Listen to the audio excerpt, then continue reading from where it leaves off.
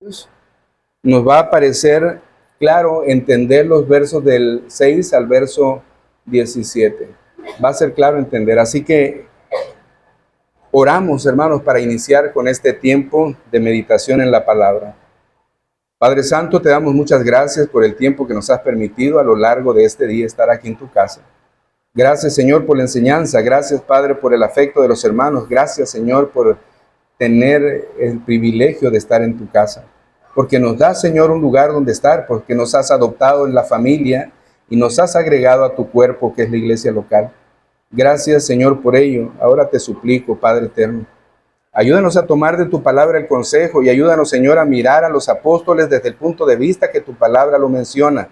Ayúdanos, Señor, a ser sensatos en ello y no cometer el error que los corintios estaban cometiendo. Sea, Señor, para ti la gloria en lo que resulte de este sermón, deseando, Señor, que la edificación de mis hermanos en la práctica se vea manifestada. Ayúdanos, Señor, a vivir para tu gloria. Te lo suplico en el santo nombre de tu Hijo amado Jesús. Amén. Amén. Primero los Corintios capítulo 4, verso 6 al verso 17. Hermanos, la iglesia de Corinto, entre otros problemas que tenía, de los que ya hemos mencionado, ¿se acuerdan que los hermanos de Cloé o las personas de Cloé o la familia de Cloé le lleva un informe a Pablo y le hace ver que entre la iglesia había disensiones, había celos, había contiendas, pero hermanos, había inmadureces entre ellos? Inmadureces que se manifestaban dentro de la iglesia en la preferencia de unos y de otros. Pablo dice, hermanos, yo no pude hablarles como espirituales, sino como a carnales, como a niños en Cristo, pues todavía, dice Pablo, hay quienes dicen yo soy de Apolos, yo soy de Cefas, yo soy de Pablo, yo soy de Cristo. Es decir, hermanos, todavía en la iglesia de Corinto había esas divisiones o esas facciones, dijéramos, entre los congregantes. Y lo curioso de esto, hermanos, es que si alguno hacía partido por alguno de los apóstoles, entonces desechaba a los otros apóstoles con los seguidores que tenían. ¿A qué me refiero, hermanos? Si alguno dijera, por ejemplo, yo soy de Apolos, estos que eran seguidores de Apolos miraban con cierto menosprecio a Pablo y a los seguidores de Pablo, a Cefas y a los seguidores de Cefas. ¿Por qué? Porque ellos se centraban entre ellos y a quienes ellos seguían. Pareciera, hermanos, que esto incluía también que aquellos que decían que eran de Pablo o de Cefas o de Apolos, también llegarían a menospreciar a aquellos que decían que eran de Cristo y posiblemente también a Cristo mismo. Yo sé, hermanos, que esto es muy descabellado, pero si había facciones entre ellos, también pudiéramos decir que había una mala concepción de lo que era quizá Cristo para ellos. La predicación del Evangelio para muchos era tropezadero, para muchos era locura, pero el Señor le plació a través de este medio de la locura de la predicación salvar a quienes a Él le había placido salvar.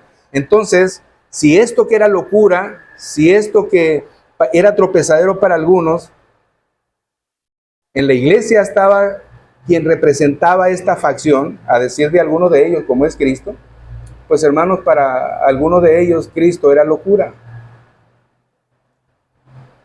Cristo estaría calificado en esto, hermanos. Quiero decir, no todas las personas de la iglesia, como la iglesia de Corinto, como la iglesia Torre Fuerte, como la iglesia local, donde quiera que esté, no todas las personas que se congregan son creyentes verdaderos o son salvos. Hay una manera de pensar en el ateísmo que curiosamente difiere, hermanos, aún al pensamiento de Satanás mismo, que Satanás no es ateo. Satanás cree, Satanás tiembla, dice Santiago, los demonios creen y tiemblan. Así que Satanás, cuando escucha de que alguien se llama ateo, yo creo que ha de decir Satanás para sí mismo, qué ridiculez, ni yo mismo que soy la misma origen del mal en un sentido, por decirlo, yo mismo no soy ateo, yo mismo creo en Dios. Así que esto, hermanos, nos debe de hacer ver que lo que Pablo quería hacer en la iglesia de Corinto era evitar que hubiera estas facciones o estas divisiones o estos pensamientos. Esto, hermano, no era correcto en aquel tiempo, no es correcto en este tiempo, aunque pudiéramos decir que hoy en día también, desgraciadamente, se llega a pensar en esto. Hoy en día todavía se mira esto. Hoy en día todavía hay divisiones o hay pensamientos de preferencia entre unos y otros. Y para contrarrestar esto, el apóstol Pablo, hermanos, hace uso de unas metáforas. No sé si usted recordará que una de las primeras metáforas, Pablo la usa en relación a la labranza, porque le dice a la iglesia de Corinto, ustedes son labranza de Dios, edificio de Dios. Pablo está usando una metáfora para darles a entender, hermanos, que ni Pablo, ni Apolos, ni Cefas son algo, sino Cristo es la persona importante, es en quien debemos deleitarnos y regocijarnos, porque cuando Pablo habla de la labranza, dice Pablo, yo sembré, Apolos regó, pero el crecimiento lo da el Señor. ¿Qué está diciendo Pablo? Mira, iglesia de Corinto, ustedes que prefieren a Apolos, ustedes que prefieren a Pablo, ustedes que prefieren a Cefas, ustedes deben de preferir a Cristo, porque ni Pablo, ni Apolos, ni Cefas somos algo, sino solamente colaboradores. Esta es la idea de Pablo, hermanos, querer corregir esas facciones en la iglesia y hace ver a cada uno de los apóstoles en la justa dimensión que delante de Dios tienen. Pablo dice, hermanos, yo como perito arquitecto puse el fundamento, y el verso 11 dice, el fundamento es Jesucristo. Pero el fundamento no es Pablo, el fundamento no es Apolos, el fundamento no es Cefa, el fundamento es Cristo.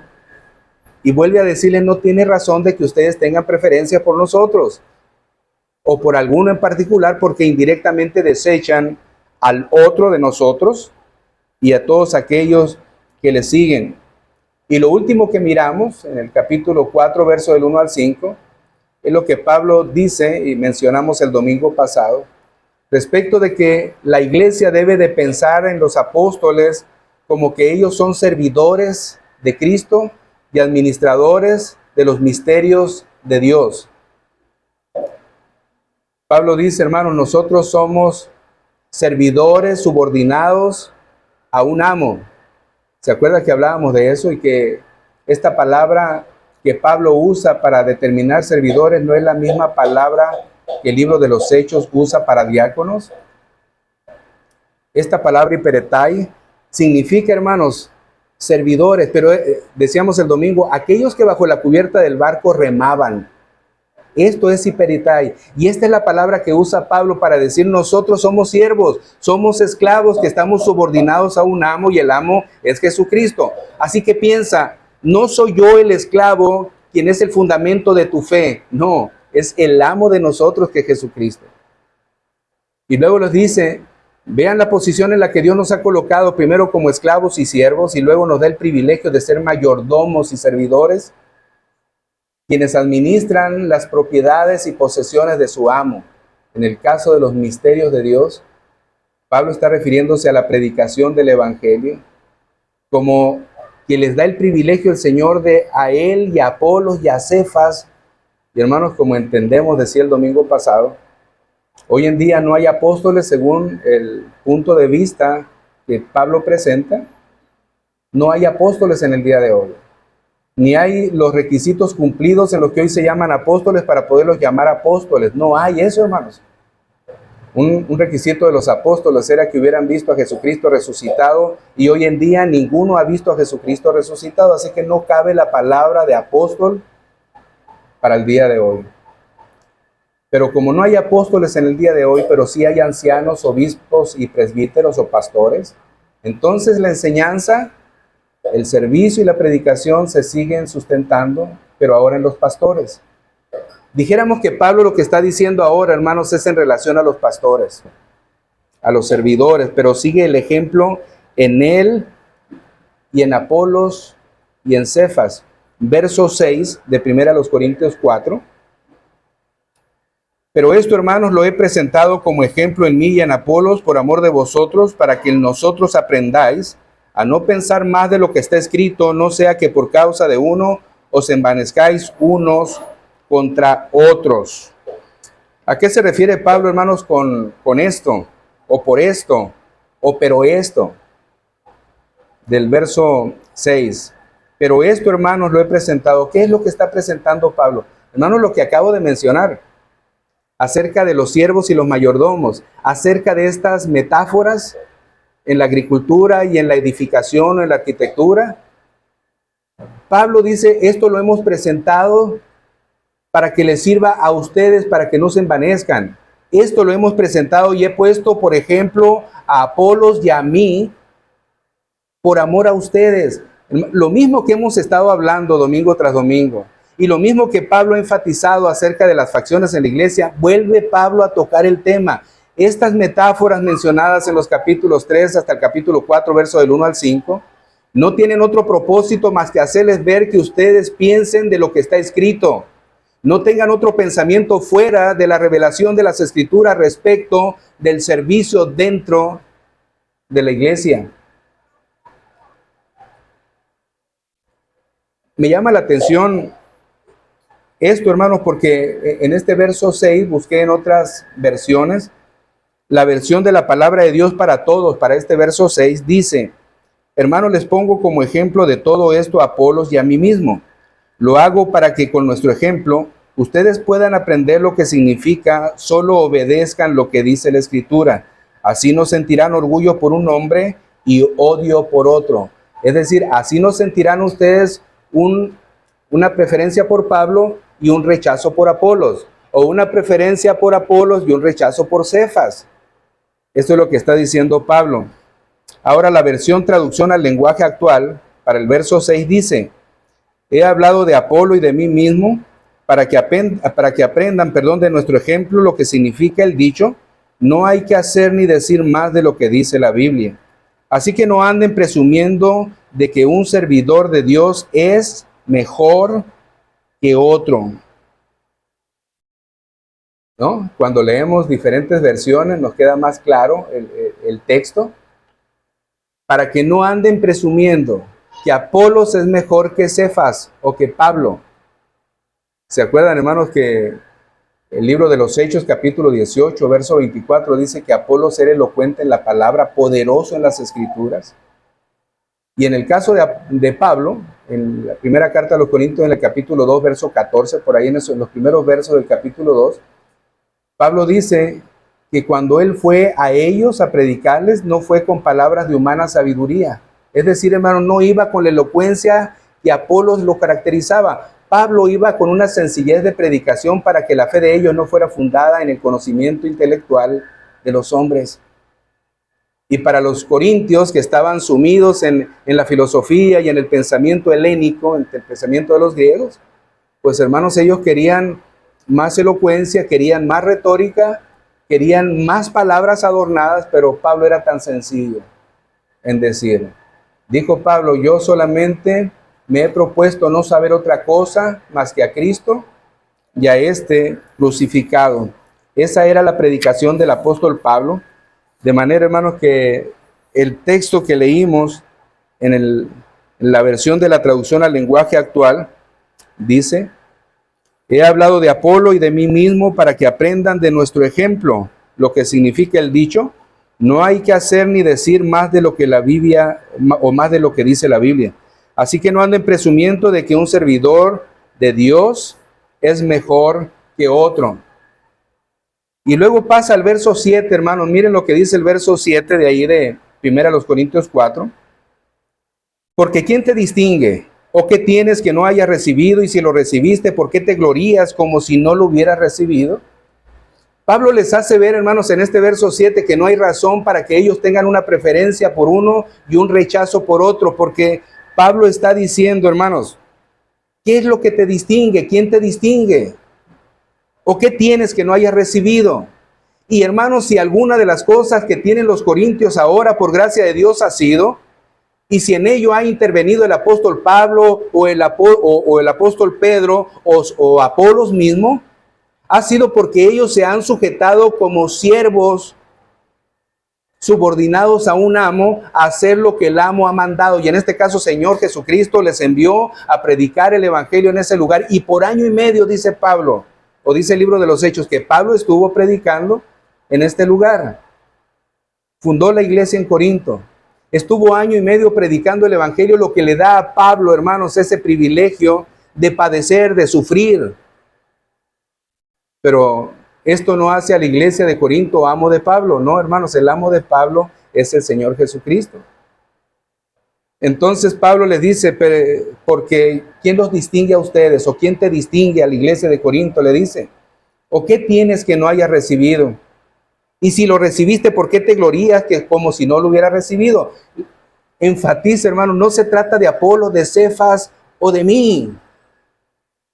Deben de ubicarse. De hecho, hermanos, más adelante en los versos del 8 al 13, Pablo habla de manera irónica, fuerte contra ellos, exhortándolos contra ellos, para que ellos aprendan, y dice Pablo que esto es por amor a ellos. Les habla de esta manera para que entiendan, para que se ubiquen. Verso 8 al verso 13, de ahí mismo del capítulo 4, dice el apóstol Pablo, ya estáis saciados. Fíjense, hermanos, Pablo usa la ironía aquí. Y la pregunta sería, ¿qué es la ironía? Para poder entender lo que está diciendo Pablo en estos versos del 8 al 13. La ironía, hermanos, es decir algo que no se quiere decir. O es decir algo diferente a lo que se quiere decir. Por ejemplo, si tú llegas tarde a tu trabajo y alguien te dice, qué puntual eres, eso es irónico, hermanos. No te quiero decir que eres puntual porque realmente no eres puntual, pero eso es la ironía. Ahora piensen, hermanos, en este concepto de ironía, cómo es que Pablo está hablando a la iglesia de Corinto. Ya estáis saciados, ya estáis ricos, si nosotros reináis, y ojalá reinases para que nosotros reinásemos también juntamente con vosotros, porque según pienso, Dios nos ha exhibido a nosotros los apóstoles como postreros, como a sentenciados a muerte, pues hemos llegado a ser espectáculo del mundo, a los ángeles y a los hombres. Nosotros somos insensatos por amor de Cristo, mas vosotros prudentes en Cristo. Nosotros débiles, mas vosotros fuertes. Vosotros honorables, mas nosotros despreciables. Hasta ahora, o hasta esta hora, padecemos hambre, tenemos sed, estamos desnudos, somos abofeteados y no tenemos morada fija. Nos fatigamos trabajando con nuestras propias manos, nos maldicen y bendecimos. Padecemos persecución y la soportamos. Nos difaman y rogamos. Hemos venido a ser hasta ahora como la escoria del mundo, el desecho de todos. ¿Se imaginan, hermano? Pablo está irónicamente diciéndole, ustedes ya lo tienen todo, ustedes ya están completos, ustedes como que ya están reinando. Dicho de alguna manera, hermanos, es que no lo tenían todo. Dicho de una manera, es que ellos, hermanos, todavía les faltaba, eran inmaduros, todavía actuaban como niños en Cristo. No quiere decir esto, hermanos, que Pablo no los llamara iglesia de Dios, porque en el verso 1, Pablo los llama como santos santificándose. Así que la iglesia de Corinto, y luego más adelante miramos la palabra repetitiva que usa Pablo para llamarlos hermanos. Y esto no es irónico, el decirles hermanos no es irónico. El decirle que ellos son hijos de Pablo, espirituales, no es irónico. Ahí es real lo que está diciendo Pablo. Pero Pablo les está diciendo, ustedes ya lo tienen todo, ya están saciados, ya están llenos, ustedes son prudentes y fuertes y honorables. Y nosotros a su parecer somos insensatos, débiles, menospreciados. Somos nosotros aquellos que padecemos hambre, somos difamados, somos maltratados, somos como desecho, como escoria del mundo. Ustedes no. Hermanos, miren qué importante es esto. Dice la palabra de Dios que el mundo ama lo suyo. Y si uno, hermanos, esta era una advertencia que el Señor le dio a los discípulos, que iban a ser despreciados, que iban a ser aborrecidos por causa de su nombre. Porque el mundo precisamente ama lo suyo. Pero si tú no eres del mundo, entonces el mundo te va a despreciar a ti igual de la manera que me despreciaron a mí. Y cuando Pablo está irónicamente hablándoles a ellos y les está diciendo, bueno, ustedes son prudentes, fuertes y honorables, mas nosotros a su parecer insensatos, débiles y despreciados. Está diciéndole, ustedes no padecen por la causa de Cristo, mas sin embargo nuestra manera de vivir es consecuencia del amor y el servicio que le tenemos a nuestro Dios. ¿Qué es lo que está pasando con ustedes? ¿Será acaso que se están moldeando al mundo y el mundo ama lo suyo, no los aborrece? No hay una consecuencia de la fidelidad al Señor, por eso es el proceder de ustedes. Ustedes siguen amando la sabiduría humana, siguen anclados en la filosofía. Sí, están batallando para desechar eso, pero todavía esa es su manera de vivir. Pablo, hermanos, es la forma como irónicamente les está hablando para despertar en ellos el error en el que se encuentran. Aunque también debo decir, hermanos, que cuando Pablo se presenta en compañía de sus colaboradores, como es Apolos, al decir que son despreciados, que padecen hambre, que son difamados, que son como el desecho o la escoria del mundo, que son como sentenciados, no está Pablo poniéndose como víctima. Yo no sé, hermanos, pero cuántas personas hoy en día se ponen como víctima y aún con el respeto de la persona que pudiera identificarse, pero cuántos pastores se ponen como víctimas también de las circunstancias. En un momento Jeremías llegó a decir que ya no quería hablar de Dios porque cada vez que hablaba lo atacaban. Pero dice Jeremías, había un fuego en mi interior, quise detenerlo, pero no pude. Es decir, hermanos, ese apego por la obra, por el Señor, por su amo, iba más allá de las consecuencias que por la predicación del Evangelio arrastraran. No se presentaba Jeremías como víctima. ¿Cómo sufro yo por causa de Cristo? ¿Quién se compadece de mí? ¿Quién me tira con un vaso de agua? No, hermano, no era eso lo que decía. No era eso tampoco lo que dijo Juan el Bautista como consecuencia de su predicación y enseñanza respecto del pecado. Fue cortada su cabeza y presentada en una bandeja de plata a la hija de Herodías. ¿Cuál fue el resultado, hermanos? Pagar la consecuencia de amar a quien amo, a mi Señor. Pero parece que los corintios, hermanos, dice Pablo, ustedes no padecen, ustedes no sufren, pero nosotros padecemos y nosotros sufrimos. ¿Cuál es la condición en la que están ustedes cuando el Señor de ustedes y el nuestro es el mismo? En esa condición, hermanos, están portándose ustedes de la misma manera que el mundo se comporta. Y esto es lo que Pablo quiere exhortarles. Mientras ustedes parece ser que no necesitan nada, pues parece ser que ya lo tienen todo. Mientras el mundo no les ofende, porque parece ser que ustedes se han moldeado al mundo y el mundo ama lo suyo. Nosotros seguimos adelante, dice el apóstol, sin importar las cosas que se avecinan sobre nuestras vidas. Ustedes se miran como prudentes, fuertes, honorables, y a nosotros como débiles, insensatos y despreciados. Esa es la manera en que nos miran, dice Pablo. De hecho, hermanos, lo que hemos visto en las cartas de Pablo, cuando tratamos a Pablo, no podemos pensar de Pablo, hermanos, como que está en un lugar cómodo, sin herida alguna, sin sufrimiento y angustia alguna. No, hermanos, siempre que hablamos de Pablo, hablamos de 40 azotes menos uno. Siempre que hablamos de Pablo, hermanos, hablamos a Pablo encadenado delante de juicios, como aquel que fue llevado ante Agripa. Hablamos de él como que estando en la cárcel escribía las cartas. Hablamos de él, hermanos, como sentenciado a muerte. Todo lo que se refiere a Pablo siempre va inclinado a un padecimiento, a un sufrimiento, pero dice Pablo, todo yo lo tengo por basura, todo aquello que pudiera ser meritorio para mí, que pudiera hablar a favor mío, lo tengo como basura con tal de ganarme a Cristo. Y Pablo a los filipenses dice, para mí el vivir es Cristo y el morir es ganancia. Pablo, hermanos, no se está quejando entonces al decir que ellos andan desnudos, padecen hambre, tienen sed, son tratados como escoria, son tratados, hermanos, como aquellos sentenciados, como aquel desfile que es un espectáculo, como que son llevados al Coliseo donde van a ser soltadas las fieras y ellos van a ser mordidos de tal manera por las fieras hasta que pierdan la vida, y la gente en las gradas se mirará, divertida de ver tal espectáculo brindado y ofrecido, hermanos, por la muerte de los cristianos. Es esto lo que dice Pablo. Pero ustedes a sus ojos son prudentes, a sus ojos son honorables.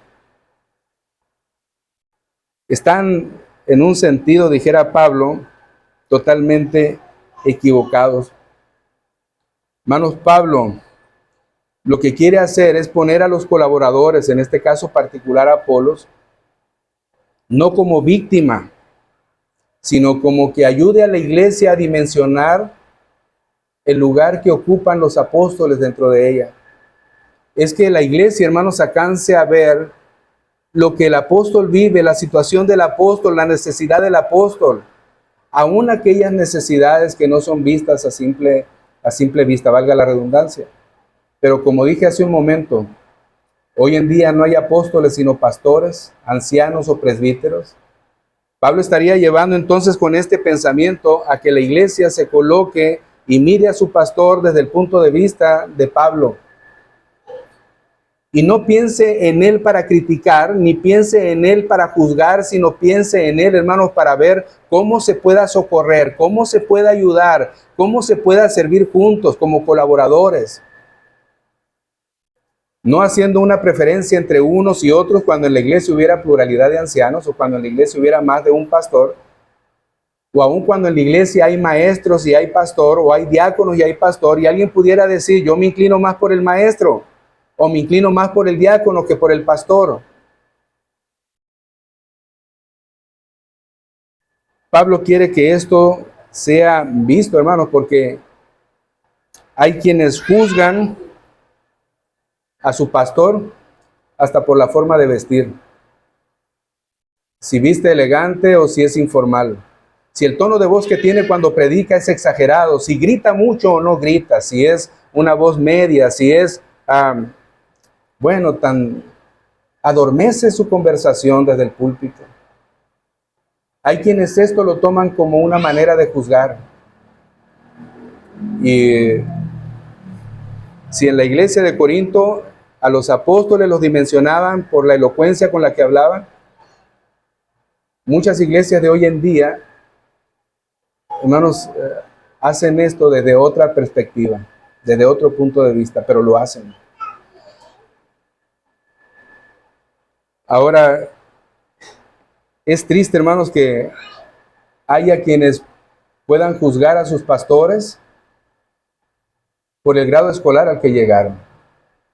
Sí, hermanos, habrá quienes habrán terminado la preparatoria solamente. Habrá quienes han llegado un poco más allá, han estudiado alguna carrera universitaria, alguna licenciatura, pero hay hermanos tan solo que la secundaria alcanzaron a terminar. Y hay quienes también se refieren diciendo, pero yo soy médico, ingeniero, arquitecto, doctor.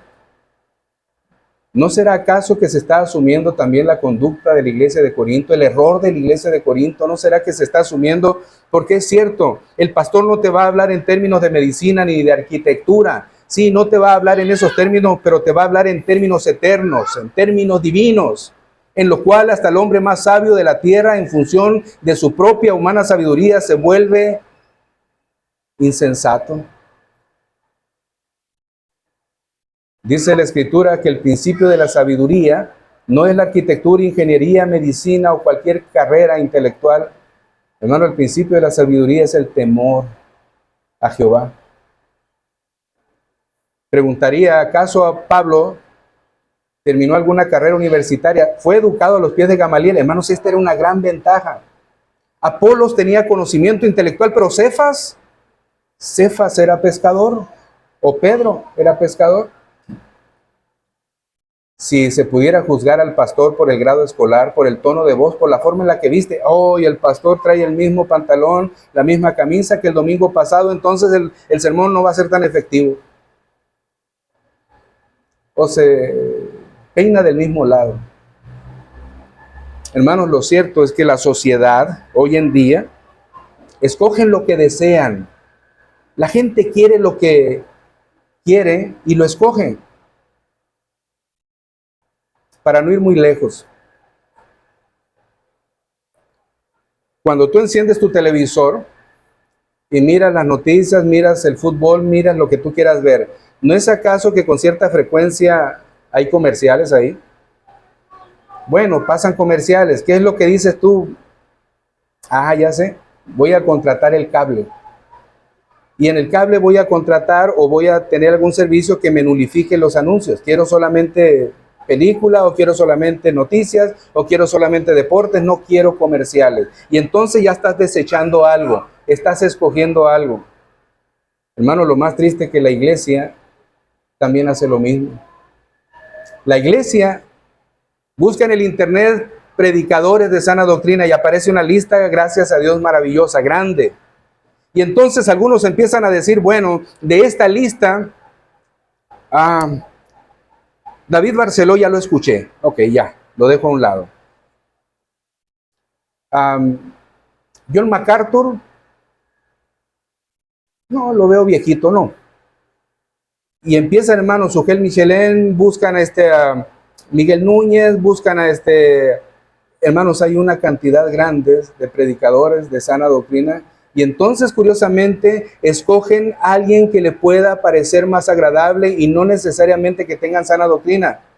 Es que este hombre se mira divertido, se mira joven, es muy dinámico cuando predica, se mueve de un lado al otro del escenario y el lugar donde está, mira cómo es. Hermanos, el hacer esto indirectamente están haciendo lo mismo que el error de los corintios estaban haciendo cuando Dios ha puesto en la iglesia local, donde quiera que esté la iglesia local, ha puesto un ministro y lo ha colocado él para gloria de Dios y edificación de la iglesia. También ora, también sufre, también llora, también necesita y también es ofendido. Y en veces la indiferencia de la misma iglesia ofende de alguna manera que el cristiano o que el siervo puede manejarlo porque finalmente entiende que somos carne, pero afuera, hermanos, aún la familia ofende al siervo de Dios. Cuando Pablo habla de esto, hermanos, quiere que la iglesia vea la dimensión de su siervo, de aquel que Dios ha colocado para que les edifique. Vean sus necesidades, vean cómo ser colaboradores de él, vean cómo socorrer el ministerio, vean cómo colaborar en la iglesia, sean ovejas sensatas delante de este redil en el que ha puesto el Señor un pastor. Esto es lo que Pablo, hermanos, quiere enfatizar en la iglesia de hoy en día. Quizás, hermano,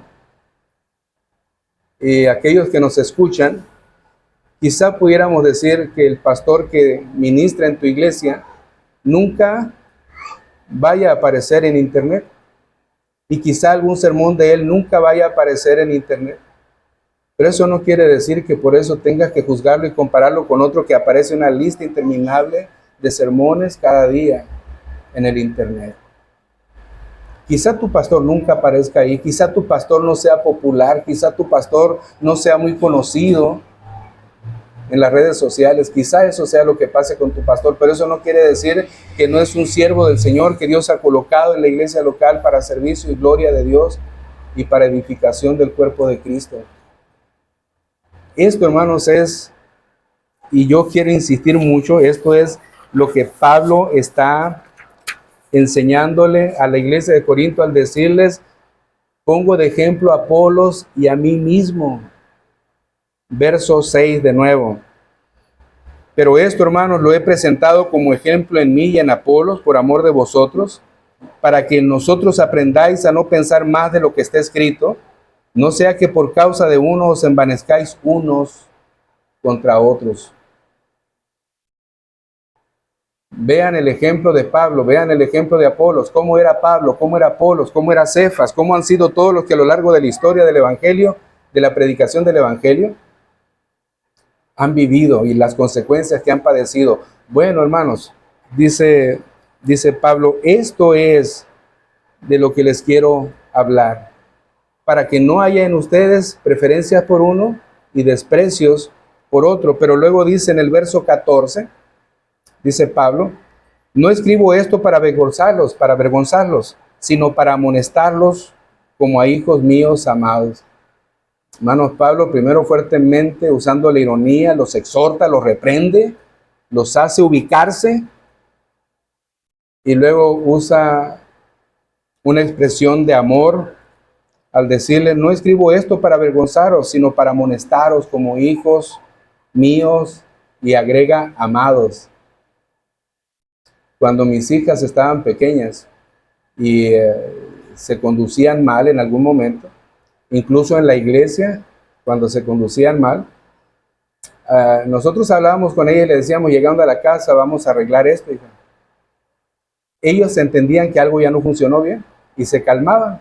Y llegando a la casa, entonces las tomábamos aparte a cada una y las disciplinábamos y nos decían, papito, pero si los quiero mucho, sí, mija, pero vamos a disciplinarte. Papito, y si cenamos primero, sí, mija, vamos a cenar después, pero primero vamos a disciplinarte. Y las disciplinábamos. Y les decíamos el por qué las disciplinábamos y les decíamos, hija, las amamos. Es por esto que las disciplinamos. ¿Me amas, hija? Sí, papi, te amo. Pero ¿por qué no lo hacíamos en frente de los demás? Hermano, no para avergonzar a mis hijas. Esa relación de padre a hija la podíamos manejar de esa manera. Ciertamente la iglesia, hermanos, puede llamar la atención delante de la misma congregación y asamblea a alguien que anda mal. Ciertamente esto es correcto.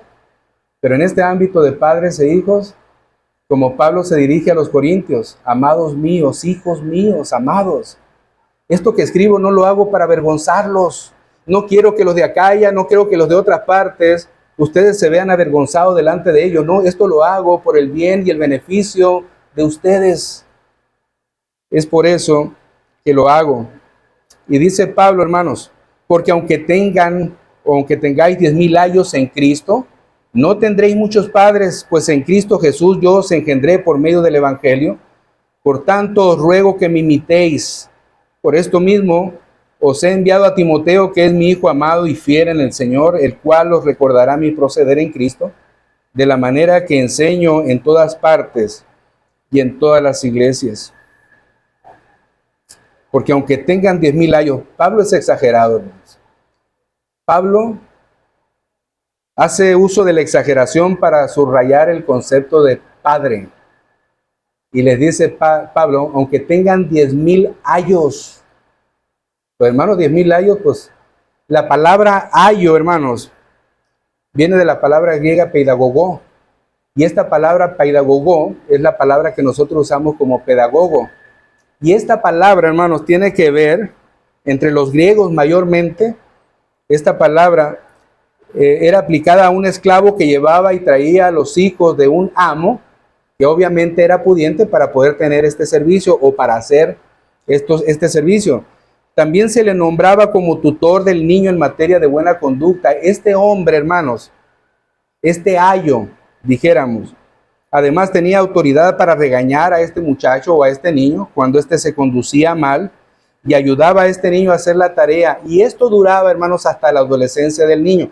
Piensen lo que está diciendo Pablo, aunque tengan 10,000 servidores que te lleven a Cristo.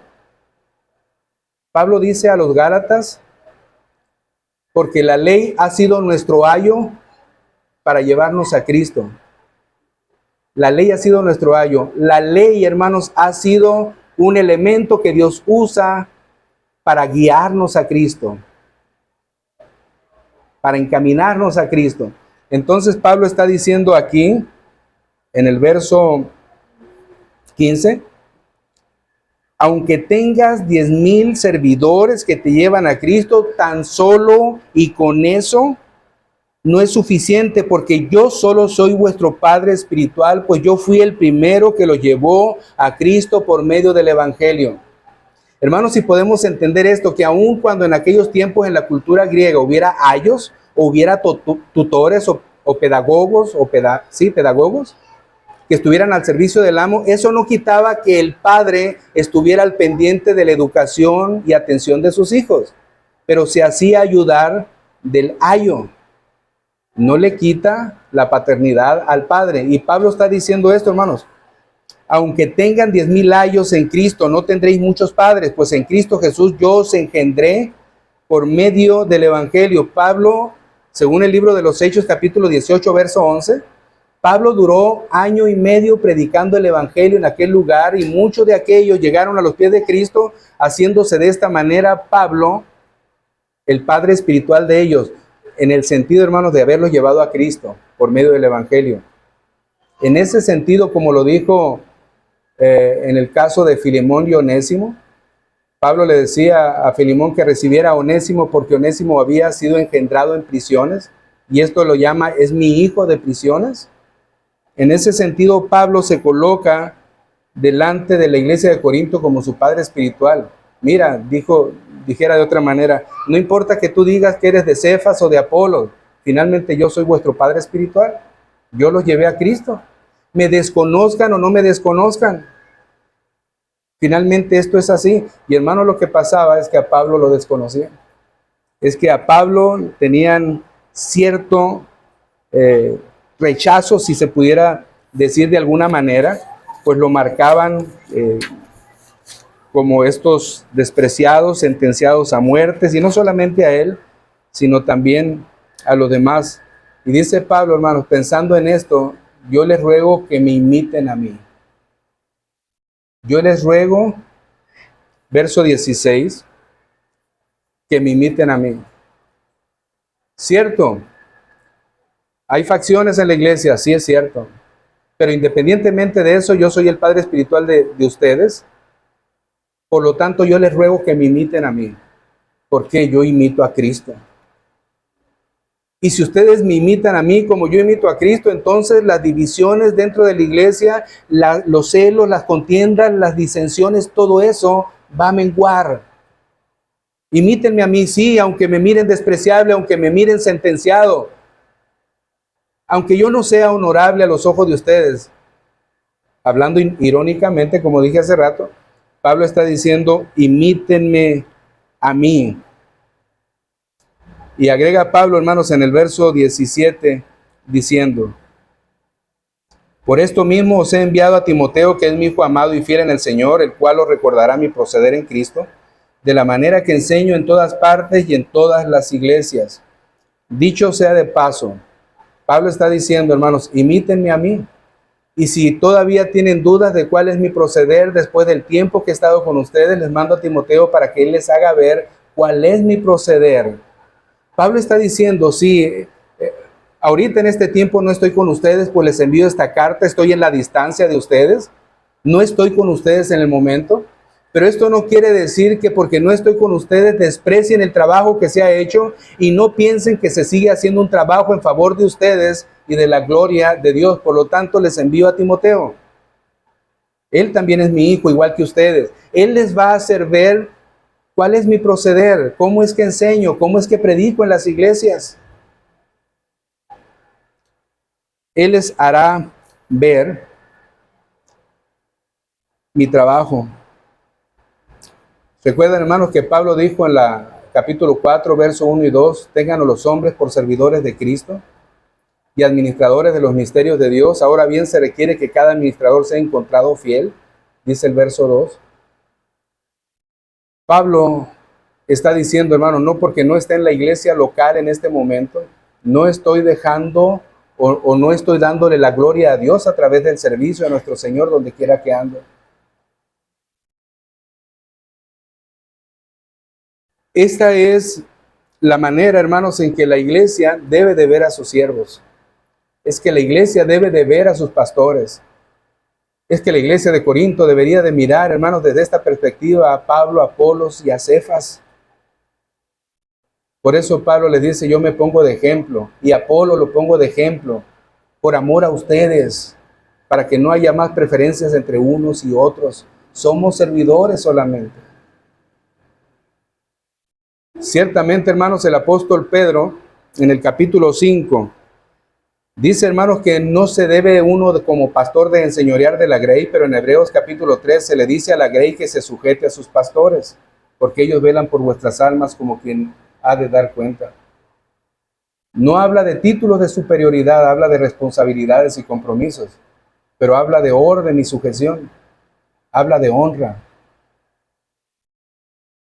No quiere decir, hermanos, que aquellos pastores que no suben predicaciones al internet sean menos apegados a la palabra, menos siervos verdaderos del Señor, que no sufran por causa del Evangelio. No quiere decir eso.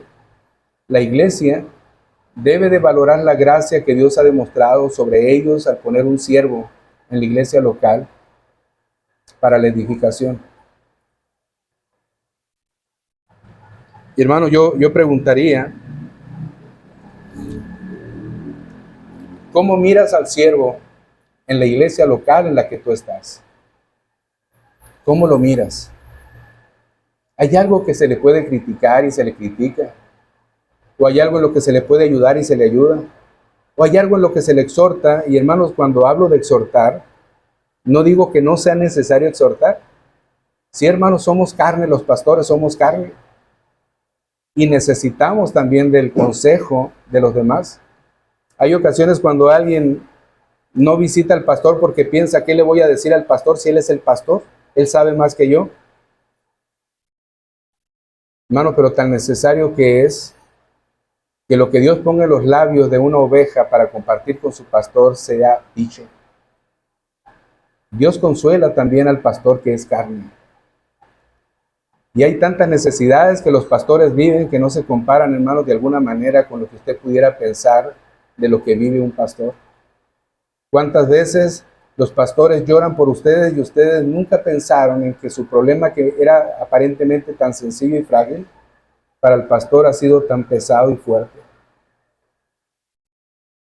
Pero en veces, hermanos, se compara con otros pastores. El pastor de la iglesia del centro predica mejor que el pastor que yo tengo. Si tan solo mi pastor fuera así. No caigamos en el error de los corintios. No, hermanos, no caigamos en ese error. ¿Cómo miras a tu pastor? Nos ponemos en pie, hermanos, por favor.